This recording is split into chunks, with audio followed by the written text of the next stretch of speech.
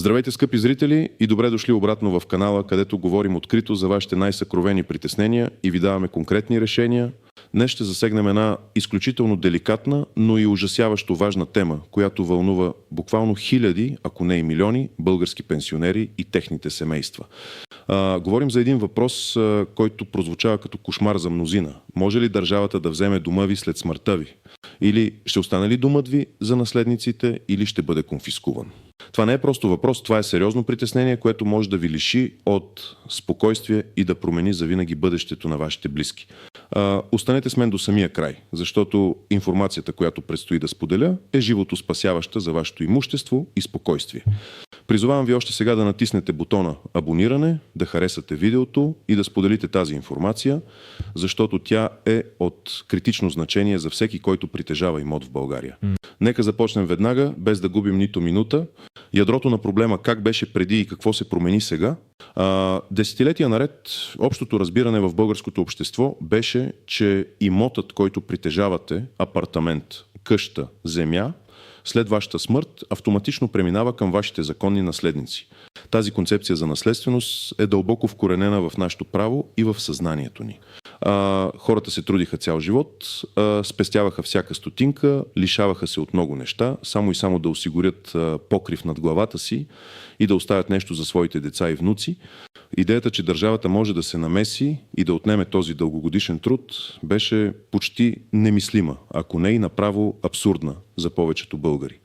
Старите разбирания бяха, че ако имате живи наследници, деца, внуци, съпрузи, родители, братя и сестри, имуществото ви е сигурно.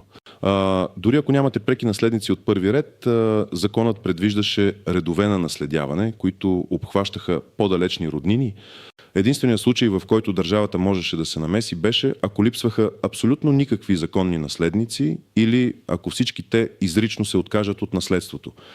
Тогава имота се смяташе за изморочно имущество и преминаваше в собственост на държавата или общината. Това беше относително рядко явление и обикновено касаеше хора, които са били напълно сами и без никакви родствени връзки. Тези случаи бяха по-скоро изключения, които потвърждаваха правилото за неприкосновеността на частната собственост и правото на наследяване. Цялата правна система беше изградена така, че да защитава волята на наследодателя и правата на законните му наследници, като държавата се намесваше само като последна инстанция, когато няма други възможни субекти, които да придобият наследството. Въпреки това, през последните години, с динамиката на социалните и икономическите процеси, с промените в законодателството и най-вече с нарастващия натиск върху държавните и общинските бюджети, ситуацията започна да придобива по-сложни измерения. Днес вече не можем да бъдем толкова категорични и да кажем, че имотът ви е 100% гарантиран за вашите наследници, дори ако имате такива. Появиха се нови механизми и тълкувания, които откриват пролуки и създават реални рискове за онези, които не са информирани и не предприемат превантивни мерки.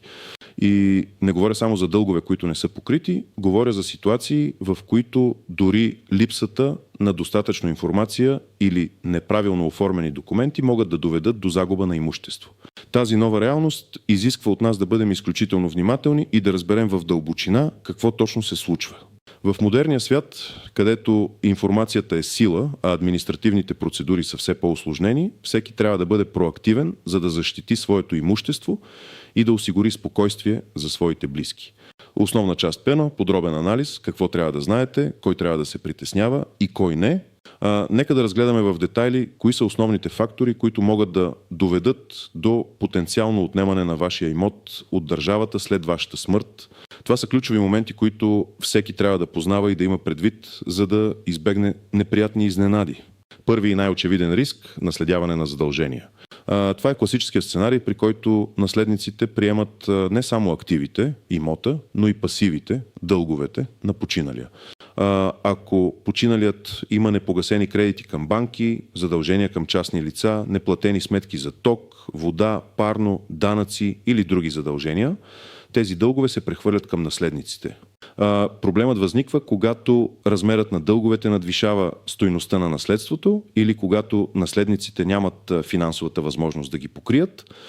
Важно е да се знае, че задълженията не изчезват със смъртта на длъжника, а преминават към неговите наследници, които по закон са длъжни да ги погасят. Да вземем един реален пример. Представете си Гежа Петрова на 80 години. Тя е живяла сама в наследствен апартамент в голям град, оценен на около 100 000 лева.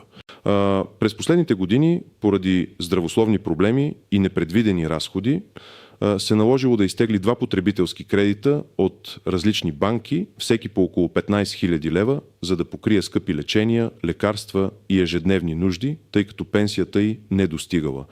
Освен това, натрупала е и просрочени сметки за комунални услуги, ток, вода, парно, в размер на 3000 лева, както и неплатени местни данъци и такса смет за последните 2 години, които възлизат на още 2000 лева.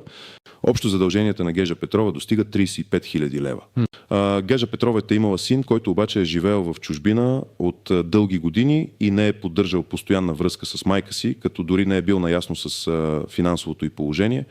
След смъртта на Гежа Петрова, синът й научава за наследството, апартамент на стойност 100 000 лева, но и за дълговете от 35 000 лева. Той е изправен пред дилема. Ако приеме наследството без условия, ще стане длъжник за тези 35 000 лева и ако няма налични средства, за да ги покрие веднага, кредиторите ще започнат принудително изпълнение. Това може да означава запор на личните му сметки или дори принудителна продажба на наследствения апартамент, за да се удовлетворят дълговете. В най-лошия сценарий, ако синът приеме наследството безусловно и се окаже, че дълговете са по-големи от стойността на имота, той ще отговаря и с личното си имущество за разликата. Ако пък синът не предприеме никакви действия в разумен срок, кредиторите също могат да поискат от съда да му определи срок за приемане на наследството и ако той не се произнесе, ще загуби правото си. В крайна сметка, ако няма кой да погаси тези дългове, кредиторите ще започнат изпълнително производство и могат да поискат имотът да бъде обявен на публична продан, за да си върнат парите. В този случай наследникът рискува да загуби имота, дори и да има намерение да го наследи, просто защото няма как да покрие задълженията. Втори риск – липса на законни наследници. Това е ситуацията, която най-пряко води до изморочно имущество. Ако починалият няма нито един наследник от 4 реда на наследяване, предвидени в Закона за наследството, тогава имотът преминава в собственост на общината, на чиято територия се намира. Това може да звучи като рядък случай, но в условията на демографска криза, ниска раждаемост, емиграция и все по-чести случаи на самотни хора, които нямат преки родствени връзки, или тези връзки са загубени във времето и пространството, този сценарий не е толкова невъзможен. Много хора живеят изолирано, без да поддържат контакт дори с далечни роднини или пък роднините им са починали преди тях. Пример, Геен Атанасов, 85 годишен, е бил ерген през целия си живот. Единственият му брат е починал преди много години, без да остави деца. Геен Атанасов не е поддържал връзки с никакви други далечни роднини. Никой не знае за съществуването на братовчеди от 3-то или 4-то коляно, или пък те самите не знаят за него и за факта, че той е собственик на апартамент в голям град. След смъртта му, кметството на общината, където е живял Геен Атанасов, започва проверка за наследници. Тази проверка включва справки в регистрите за гражданско състояние, обявяване на информацията на таблото на общината и други административни действия. Ако в определение от закона срок не се яви никой, който да докаже своето наследствено право, апартаментът на Геен Атанасов, заедно с цялото му друго имущество, банкови сметки, движими вещи, преминава в собственост на общината. Имотът се обявява за изморочно и общината го придобива по силата на закона. След това тя може да го използва за социални нужди, например да го предостави на нуждаещо се семейство, да го продаде на публичен търг, за да генерира приходи за общинския бюджет или да го отдаде под наем. Тук е ключово да се разбере, че държавата или общината не отнема имота в смисъл на конфискация, а го придобива по силата на закона, тъй като няма кой друг да го наследи. Това е законов механизъм, който предотвратява ситуация, при която имоти остават без собственик.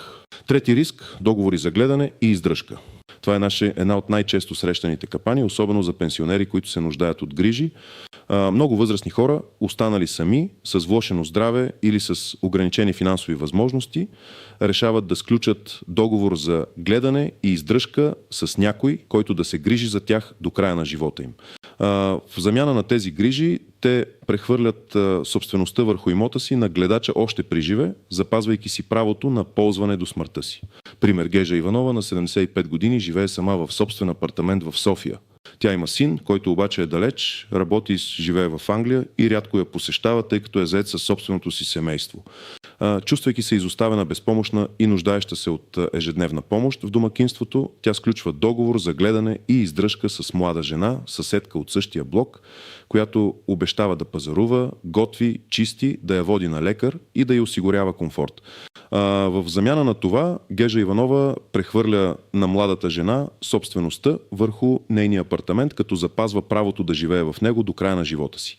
Договорът е изрядно нотариално заверен и вписан в имотния регистър. Синът на Гежа Иванова разбира за договора едва след смъртта й Пиро, когато пристига в България за погребението и се опитва да уреди наследствените дела. За негова огромна изненада, апартаментът вече не е част от наследствената маса, тъй като е бил прехвърлен при живе на гледачката. Той е изправен пред свършен факт.